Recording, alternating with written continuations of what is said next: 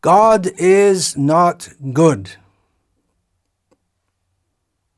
You might be very surprised to hear me say that, seeing as I regularly give talks about God and how He is good.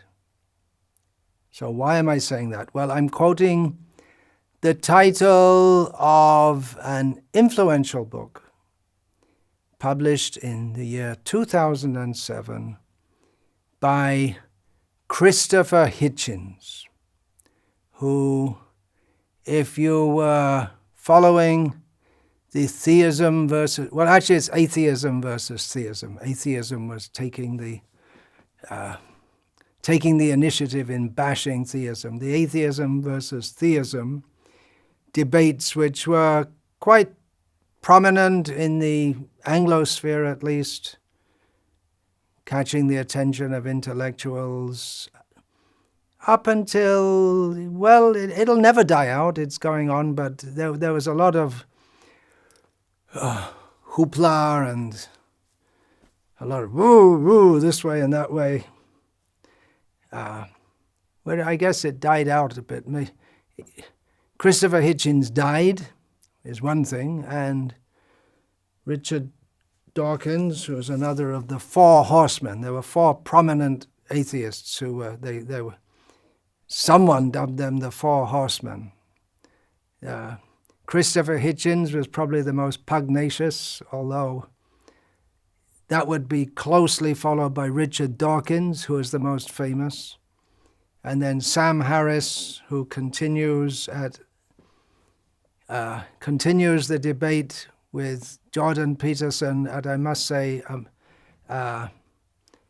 generally higher level of debate than we used to see with Hitchens and Dawkins, and Derek Dennett, who's in there also among the four horsemen, although he's not as well known as the other three, at least as far as I can see. Anyway, Christopher Hitchens in the year 2007, in the midst of all this hoopla, atheism versus theism, wrote a book called God is Not Good, which is a very provocative title. I said he was pugnacious. Because the very definition of God, we may say, what is considered to be the most intrinsic characteristic of God is that He's good. Even some theists, in their effort to solve the problem of evil, if God is all good, which they presume, and He's all powerful, that they presume, otherwise He can't be God, then how come there is evil in the world? Why doesn't God stop it? So one theist, long before, well, long, not very long, maybe a couple of decades before the Hitchens, Dawkins, Harris, Dennett assault, and others also, of course, assault on theism. There was one theist Jew, a prominent American rabbi by the name of Hare Krishna. Sounds a lot like Hare Krishna, doesn't it?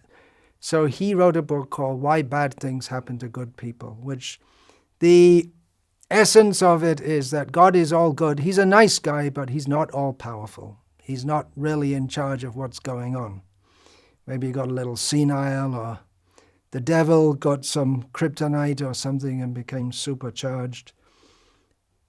I don't think he wrote that in the book, but it's a problem for theists, which atheists, it's a problem. How is there evil in the world? It's called the problem of evil, and I believe the technical name for that is theodicy, something like that.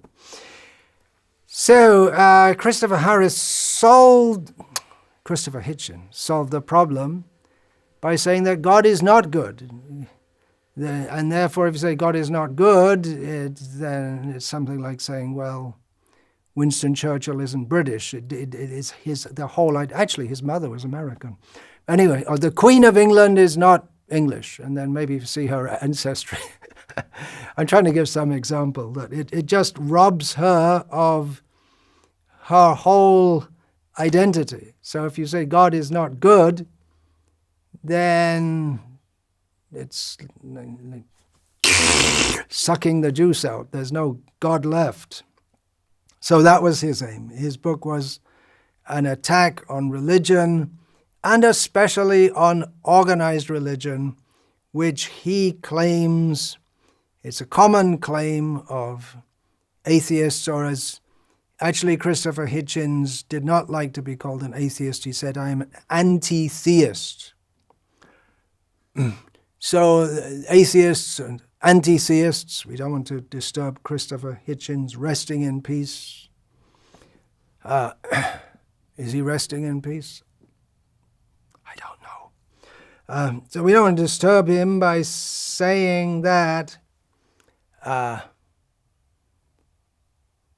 actually, whoa, I lost the trail. There you go. There you go. I'm not nearly as intelligent as Christopher Hitchens. Christopher Hitchens cursed me from the grave. I lost my train of thought. Anyway, he made this book to make the point that organized religion is it's a common argument of atheists that, of course, Christopher Hitchens doesn't believe he survived the grave. Anyway,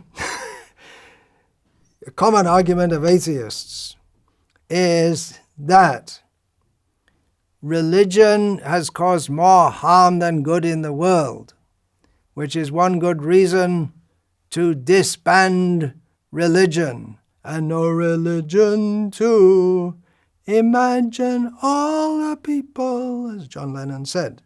What a great world it would be if there were all these different conditions in it, including no religion. And we could add to that no heroin too, which John might not agree with. But he's also gone beyond to the deep sleep, as some people think. Very deep sleep. He's dead. So it's Christopher Hitchens in his book goes to show that actually religion is not good at all. And it's a very bad influence in the world. Now, one reason I suspect that these theism versus atheism debates have died out is that it's the same hackneyed arguments over and over again. And it doesn't really seem to go anywhere. As it's largely subjective. What does it mean if you say what is good and what is bad? And taking the whole world situation over the whole of history, there have been many what you might call good things, and definitely many things which, whether you call them bad or not, they are bad. So it's an intractable problem. You can't, although both sides will claim that their position is right, you can't really measure it. So it just, like I said, it's the same old hackneyed arguments. But the theists and the atheists, they both seem to accept the basic premise that if God is good, well, wait a minute, the world should be good. The world should be good. Right, that's it. The world should be good. And that, the theists say if we believe in religion, then the world will be better. And the problems are caused by not being religious. And the atheists say, no, the problems are caused by being religious. And there's probably a bit of truth in both of them. But then again, that's my subjective opinion. So I didn't have that much interest in these discussions because I accept that God is good and I accept that God is not good. Both things are true. I am blessed. I consider myself blessed by having received a knowledge of God which is far more sophisticated than either the theists or atheists on both sides of the debate can even enter into. Sada sach chaham Arjuna.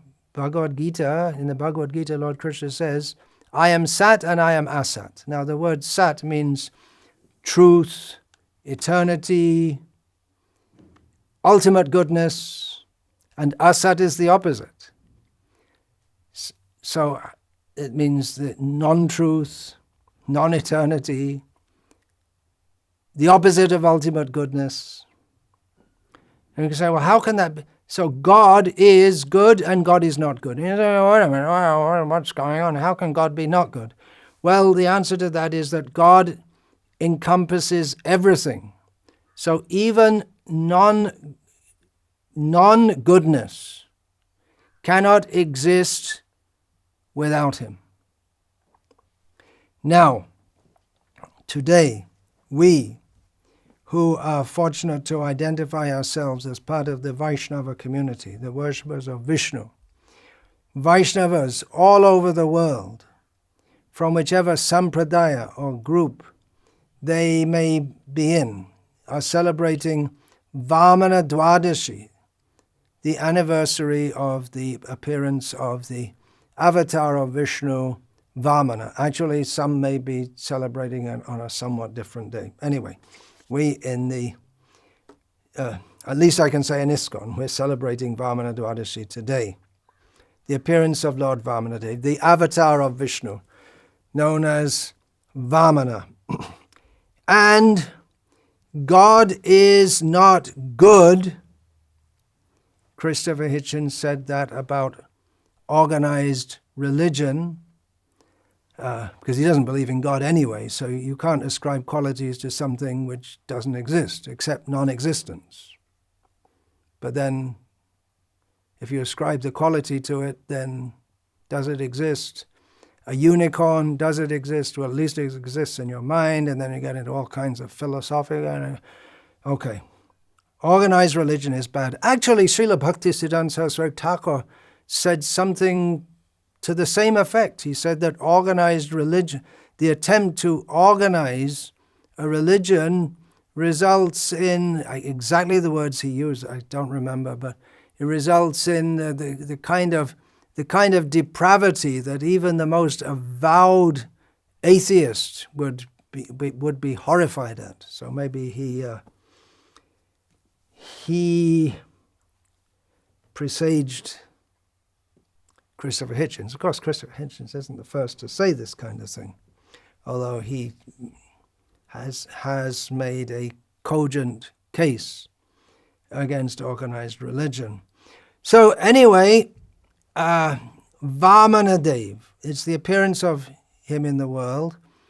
But what he did, what he's most famous for, was at the time, by the powers that be, considered absolutely wrong, horrendous, immoral.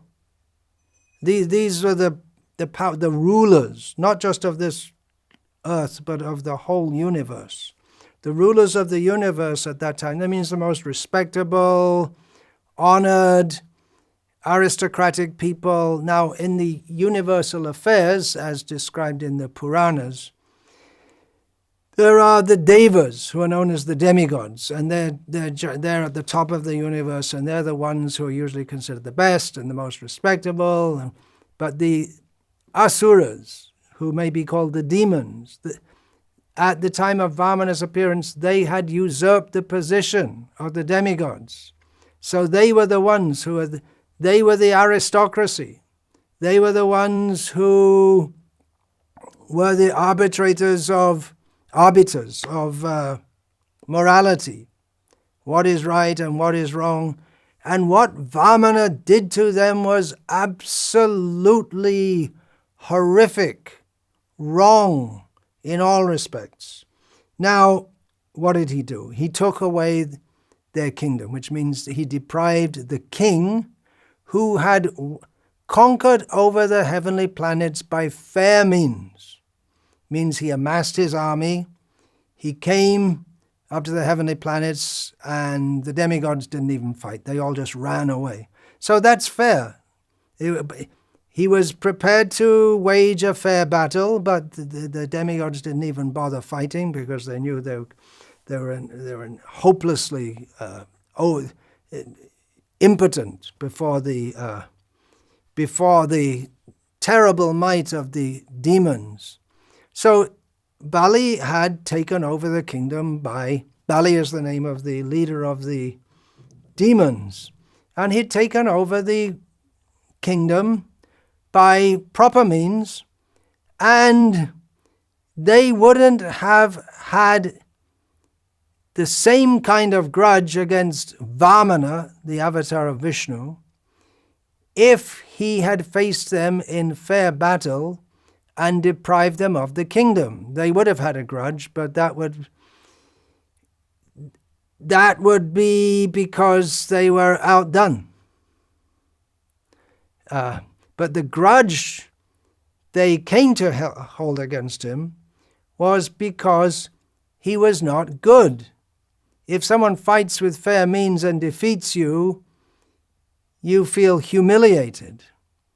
But they were just cheated. He cheated them out of their kingdom. The story is well known among Hindus, we can say. Or at least it used to be, but now Hindus don't know anything. But mostly they don't know anything about their history or their culture or their religion. They don't have a clue. They should read Srila Prabhupada's books, and then they'll get a very good clue. So anyway, what Vamana did. Vamana means a dwarf. So although he's the Supreme Lord and he can cover all the worlds with a massive form, he came as a Brahmana dwarf to the bank of the Narmada at Bhrigukach, where the river Narmada at Bhrigukach, where Bali Maharaj was performing Vedic sacrifices, a very religious thing to do. He was doing it in a very religious way, performing Vedic sacrifices to shore up his position, because he understood that to hold a position of power for a long time, you need the blessings of Brahmanas. He was not, at least overtly, a theist, but he did believe in the Vedic process. So, he was performing sacrifices, and at these sacrifices, it is incumbent upon the person who organizes the sacrifices, who has them done on his behalf. He's called the Yajaman. It's incumbent upon him to give profuse charity. When a king performs a public sacrifice, he has to give profuse charity, especially to the Brahmanas. And the poor people, the Shudras and the Sutas and the carpenters and so many people, they will also be well benefited. But especially the Brahmanas are supposed to be given charity. And it is considered, actually it's a fact, that the more one gives to Brahmanas, the more one accumulates punya or piety, which gives one power for enjoying this material world. Piety for a kshatriya, a member of the ruling or fighter class, as Bali Maharaj was, punya translates into power. For a Vaishya, punya translates into cows, gold, land, and so on. For a Brahmana, punya translates, it depends on what kind of a Brahmana is. If he's materialistic, it'll translate into going to the heavenly planet. For everyone, it translates in going to the heavenly planets. And for advancing on the apavargavatma, on the path toward liberation. So, especially if there's a very qualified brahmana, if you give to a highly qualified brahmana, that means one who's very austere, very learned, from a very good ancestry, very pure in his habits. If you give to such a brahmana, then the value of the charity is enhanced many times. So Vamana came walking to the place where Bali Maharaj was performing sacrifices. And he could be seen from a distance because he was so effulgent. His bodily luster was so great that everyone could understand just by seeing him that he's a very great personality. So he came in the guise of a brahmana, and it seemed like he was a very, very great brahmana coming for charity. That's understood. If a brahmana from another comes from a distant place to the public sacrifice of a king, it's understood he's come to beg something, because brahmanas are entitled to beg from kshatriyas, and especially they do so at the formal occasion of public sacrifices, where giving to brahmanas is an essential part of the sacrifice, with which it's not complete. Mantrahinam adakshinam. There are various conditions which are stated in the Bhagavad-Gita as being a sacrifice which won't work. So one of them is without doing it without mantras and without giving proper dakshina, which means charity, specifically to brahmanas. So Bali Maharaj, he asked for then he said to Vamana, I'm very happy to receive you. And what do you want me to give you? I can give you whatever you like, because I'm in control of the whole universe. And Bali Maharaj, speaking like a self-realized brahmana, said, no, I won't ask for very much. All I will ask for is enough land to support myself, how much do I want? I want simply 3 steps of land by the measurement of my own feet, which means he's a dwarf. How much land can he cover? It's ridiculous. That's not enough. That's hardly enough to support a flagpole. Well, you could put a few flagpoles in 3 steps of land, even of a dwarf. But it's not enough to build a house on. Maybe you could build just a little shelter or something like that. So Bali Maharaj, he was actually quite amused. He said, oh, you're just a little boy. You don't know what's good for you. And he gave him some advice. You see, you should... And he also thought, such an effulgent personality comes to me and I'm just going to give him 3 steps of land. It's going to be embarrassing for me. I should give him much. I can't give that little to anyone. It makes me look like a total miser. So he tried to induce Vamana Dev to take more, but Vamana refused. And then in the end, well, I said, okay, what to do? In the meantime, the guru of Bali Maharaj, Shukracharya, by whose direction Bali Maharaj had become so powerful, told him, don't give anything to him. It's Vishnu coming to cheat you. I read it in Prabhupada's book. See, or I read it in Srimad Bhagavatam. So it's the yuga cycles go round and round. Shukracharya didn't say that, but he's a very insightful brahmana. He has a lot of power, and he's able to imbue that power into Bali Maharaj to make him so powerful to overcome the demigods. And they may ask, well, why weren't the demigods taking power from their guru? And the reason is that they had insulted their guru, or Indra, the king of the demigods, had insulted his guru, and therefore they had lost all the protection that comes from, that Kshatriyas get from Brahmanas.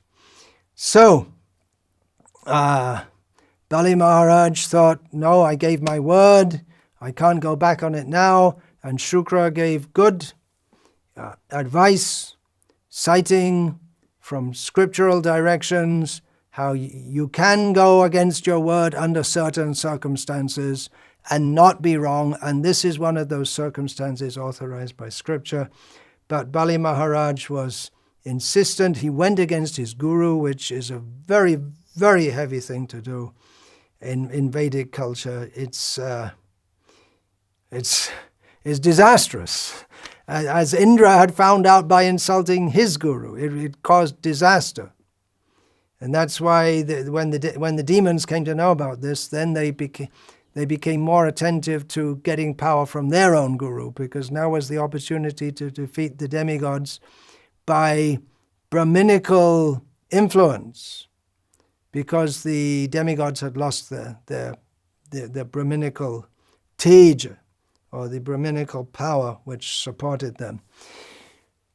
So Bali Maharaj, there are other reasons also. Bali Maharaj thought, if I can give to Vishnu, that's good, because Bali Maharaj was a closet Vaishnava. He was a nominal demon, but he had heard from his grandfather, Prahlad Maharaj, who is famous as a great Vaishnava, and Prahlad Maharaj also a closet preacher of Krishna consciousness. So he'd heard from Prahlad Maharaj about the glories of Vishnu. And Bali Maharaj was a closet Vaishnava. Even though he was the king, he couldn't come out and say, I'm a Vaishnava, because a condition for being the king of the demons, the very definition of demon, of asura, is Vishnu bhakta smrito daiva asuras tadviparyaya.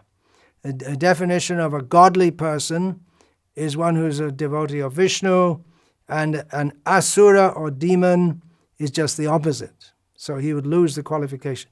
And circumstantially, he was in such a situation like that. He didn't follow his father, who was a committed demon, Virochana, who had already been killed by the trickery of Indra. And by the good character of Virochana and the trickery of Indra, Virochan had died. So, Vamana has come, and he's ready, and everyone's thinking anyway, 3 steps of land, what the hell, Vishnu or not Vishnu? But Shukra knew this Vishnu, he's a very tricky character. And so Vishnu being God, he can do whatever he likes. There's nothing that he can't do. And therefore, putting one leg on the ground, he extended another leg all over, covering half the universe. And with his arms outstretched also, that he included all the ground underneath. So he got it in 2 dimensions. He got everything, half the universe. Then with another step, he went over the other half the universe. And he took the whole universe. And then he said to Bali Maharaj, you said you're going to give me 3 steps, but I already took all your land with 2 steps. So you're a cheater. Vamana was cheating Bali, and he accused Bali of being a cheater. How about that? Remember what we're talking about? God is not good? And then Bali Maharaj said, well, how about putting your foot on my head? Okay, that's a good solution. So in this way, Vamana cheated Bali Maharaj. Actually, it's a great compliment to Bali that Vamana adopted a superhuman tactic to overcome him. He showed his power as the supreme to overcome him, suggesting that by military means that Bali Maharaj was invincible. So he had to adopt some other means. Another consideration is there have been so many kings who have conquered the world. They're so powerful, and they're forgotten in due course of time, just like Christopher Hitchens will be forgotten in due course of time. But God will not be forgotten. Whether you believe in God or not, at least the concept of God, the worship of God will continue. It's just like, I don't know if it's an actual fact, but there's an ironic joke in this regard that someone had written graffiti. God is dead, sein Nietzsche. That was one of the great sayings of the philosopher Nietzsche, the German philosopher. Although they call him a philosopher, although he doesn't have any really cogent philosophy, although I guess that's indicative of the way philosophy was going in the Western world. So God is dead, sein Nietzsche, graffiti. And next to that, someone put some other graffiti, because Nietzsche was in the 19th century. Nietzsche is dead, sein God. So in the same way, Nietzsche died, Hitchens died, John Lennon died, you will die, I will die, the worship of God will continue. So, God is not good.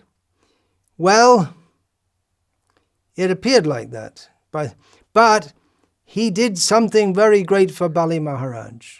Apart from humiliating him, on the spot he was humiliated by looking like a complete fool for having just given everything away, whimsically it seems.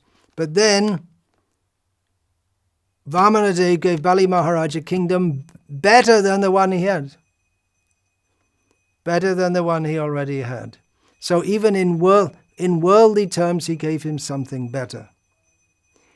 But even above and beyond that, he made Bali Maharaj eternally famous as a great devotee. Kirtir yasya sajivati. One who is famous continues to live, said Karna. We'll find that in the Mahabharata. Who is famous, he continues to live by his good name, or maybe bad name also. Well, Kirti generally means Sukirti, good, famous for doing good things. So Bali Maharaj is remembered even now, and for a Kshatriya, one of his goals of life, if he's a really great Kshatriya, not every Kshatriya can hope for this, but that he will be remembered for his good deeds into the future. Just like Ashok, he was a Kshatriya king in India who converted to Buddhism, and then he made his edicts, he put them on pillars around the country. He conquered India. He was the emperor of India, practically, a lot of India. So he became famous in this way. Or they sponsor, they like to sponsor the arts, poets who will write in praise of them, or just they'll write other things also, like Kalidas was, he was the great Sanskrit dramatist and poet. He was sponsored, he was in the court of, who was that, Vikramaditya, I believe, so it said. And Kalidas's fame lives on in his Sanskrit poetry and dramas, and then naturally the king who sponsored him, he will also be remembered, riding on the back of someone else's fame. So in this way, Vamanadev was very good toward Bali, but at least superficially, he was very bad. Demons, they blame Vamana. Oh, he's very bad, look what he's done.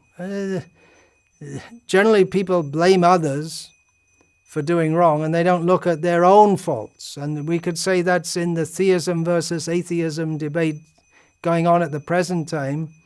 The theists like to point out all the good things that religion has done, and they'll admit, yeah, some bad things also. And the atheists very strongly say, no, if it hadn't been religion, then there wouldn't have been the Crusades and the Christians. They supported the slave trade for so many years, and the Christians point out, well, actually it was people who were nominal Christians who were running the slave trade, although they didn't consider themselves nominal Christians, they considered themselves full-fledged Christians. And they said, but it was Christianity that was a major force in galvanizing opposition, which eventually stopped the slave trade. So like this, each side wants to show their good points and minimize their bad points. But the demons, they will blame God, not seeing their own bad points, as if he's the only one who's bad. Now, what can we learn from this? One thing, Vamana, in his activities, he established the principle that the means justifies the end. The demons should be removed from the rule of the universe because they're against the supremacy of Vishnu himself. And if people are against Vishnu, however peacefully they might live in society, because the demons, they're not always rambunctious. They also like a little time to enjoy themselves in peace. Jine or jine do, live and let live. But without a sense of God consciousness, then simply living peacefully in the world, it doesn't do any good to anyone, because actually this world, we're saying what's good in the world and what's bad in the world, but actually if we understand from God himself, Krishna in Bhagavad-Gita and in the Vedas, Veda Narayana Sakshat, the Vedas are given by Narayana. If we understand, then actually this world is not a good place. It's not a happy place.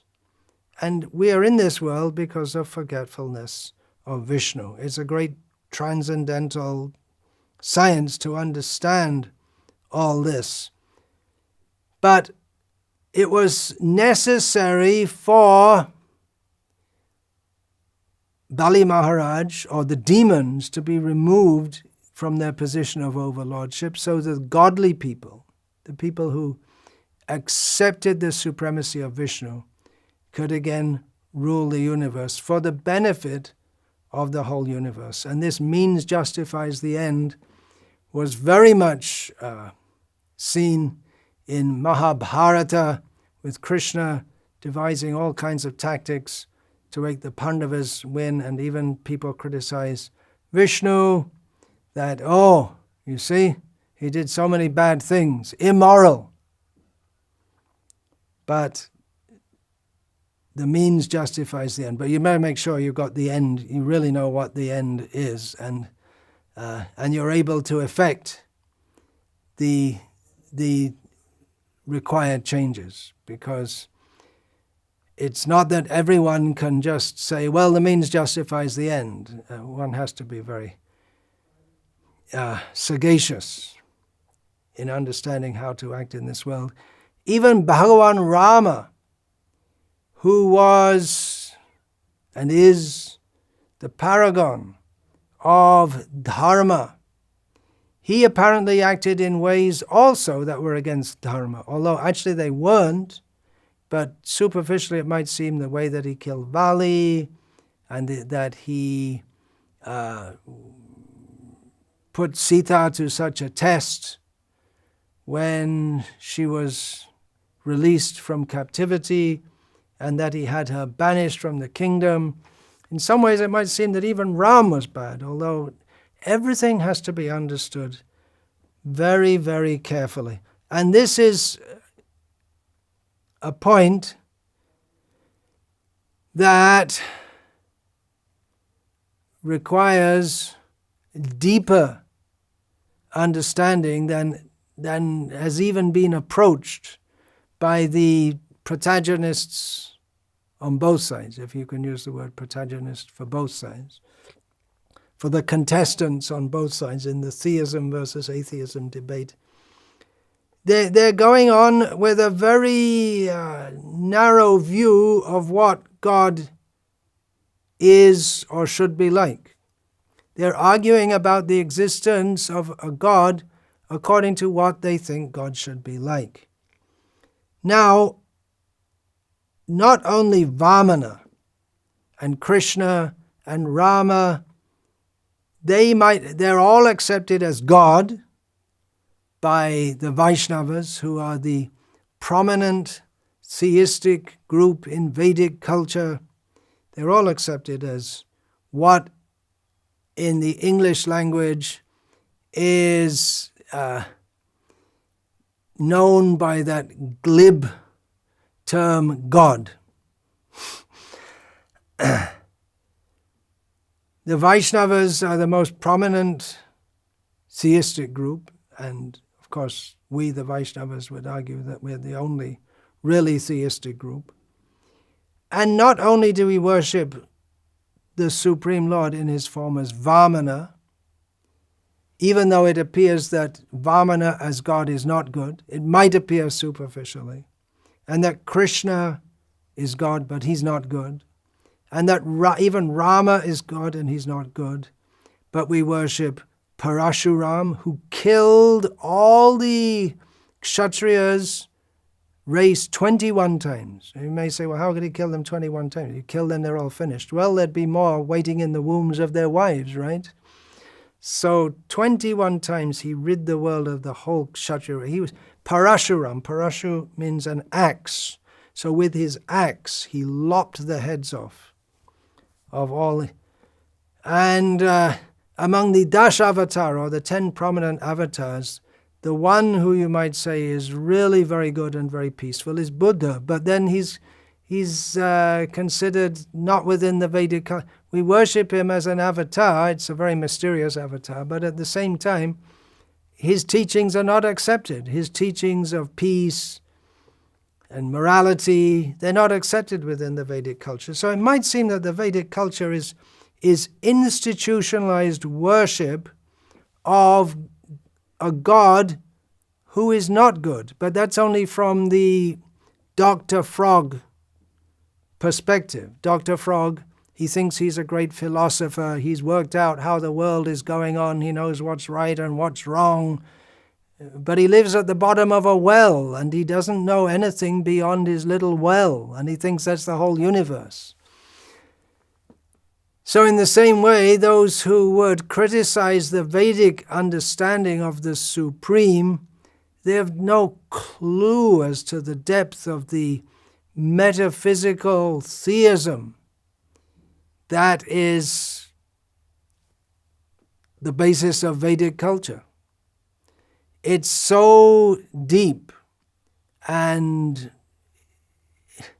it's so sophisticated, you could say, that the theism of the Abrahamic religions don't mind, but it just seems like something childish. And to fight over to squabble over the existence of the Abrahamic conception of God.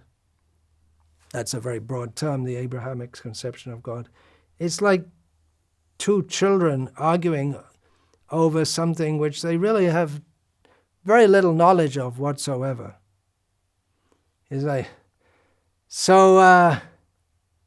yes, God is good, that is true. He's also not good. But even his not goodness is good. Whereas in this material world, even what we call good is not good. Because without knowledge of God as he is, then everything we try to do good is automatically not good. Because we are in this material world due to ignorance of he, due to ignorance of our existential subordinate position to him. And trying to be good, trying to be happy, trying to be peaceful in this world without subordination to him is the cause of all suffering in this world. It's not religion and it's not non-religion. is neither religion nor atheism per se, atheism as it's understood per se, that are the cause of the troubled situation of the world, but it is forgetfulness or ignorance of our eternal position in subordination to the Supreme Lord. This we can reflect on this appearance day of Vamanadev. The followers of Vedic culture, they worship God who appears in various forms, which from the perspective of worldly morality might not seem good, are not good. We can say out and out, are not good. But they are good. But first of all, one has to understand what is the ultimate good for all living beings. But they don't even understand. Either the followers of the Abrahamic religions or their atheistic, anti-theistic opponents don't even understand the ABC of genuine theism, which is first of all to understand that we are eternal living beings. We have body after body after body in this material world, but our real constitutional position is that of eternal service to Vishnu. They don't understand it. And then what are they going to argue? Then you have, it's children playing snakes and ladders. To understand this, it's not such an easy thing to understand. God, using the word God, and I think you can just say the word God and understand what that means just by having a PhD. And Dr. Frog was a brilliant scholar, a genuine PhD, sitting at the bottom of his well, thinking he'd got everything worked out. So do I think I've got everything worked out? No, I'll never work anything out because I'm tiny. And you are tiny. But if we take knowledge from God, then we can begin to understand these things. By His mercy, not by our own brain power, we can understand, does God exist or does God not exist? Another example, ants. There may be an ant crawling on my body, but it's beyond the power of the ant to even begin to understand what is the position of the human, even though he's crawling on the body of the human. What to speak of human society and art and science and social organization, morality, immorality. It's beyond the power of the ant to understand. So it's a very big topic. Krishna willing, if I get round to it, I'll give a series of talks on atheism versus theism. But just for today, on the celebration of the appearance day of Vamanadev, I thought I'd say a few words about how God is not good and God is good.